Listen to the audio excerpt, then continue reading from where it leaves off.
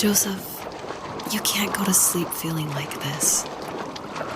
I'm sorry for everything, and I know you need space, but I'm here for you. You don't need to feel so lost. Joseph, have I ever told you what my mother was like?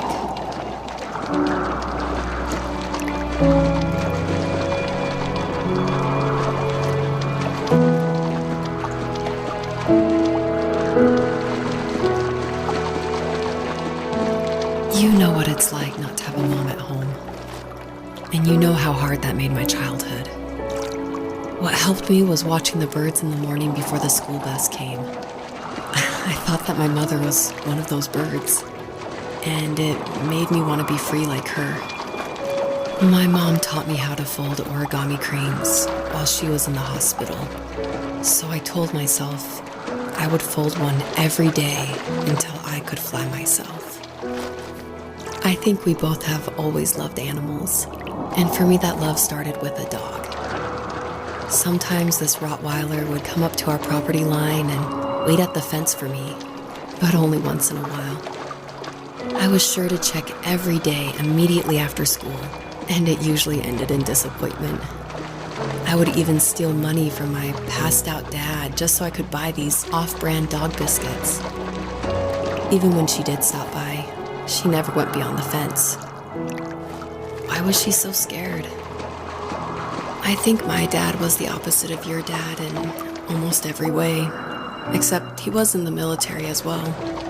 He coped with alcohol of every kind. The trailer started falling apart, he got angry, and I withdrew. More and more I became the weird, quiet kid who made lots of origami birds and carried dog biscuits around. I think we were pretty similar when it came to being the weird kids. And that same sincerity in college was one of the reasons I was so drawn to you. Life got worse and worse, and at one point, I really didn't think I could survive another day with my soul still intact. I had no real friends, let alone neighbors, since we lived in the middle of nowhere. I should have talked to my teacher, but I was scared what he would do if he found out. As I waited for the school bus one morning, I walked around until I found something in an abandoned shed. Something I can't put into words. I summoned courage I didn't know I had, and I broke into my dad's room and found the key to the shed where he had locked my bike. I'll never forget that feeling. The wind rushing by my ears as the sun rose over fields of wheat. I was flying for the first time. I biked as far as my legs could take me until I found a house that felt friendly, and that felt like home. Those strangers helped me in so many ways. And if it wasn't for them, I wouldn't have found my foster family. And if it wasn't for my parents, I wouldn't have met you. You have strength, Joseph, and you're not as alone as you think. It's all just so pointless. Just waiting for life to happen.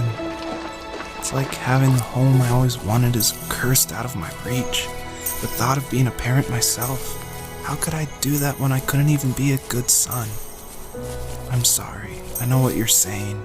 I just don't know how things will work out. These quiet hours will turn into years.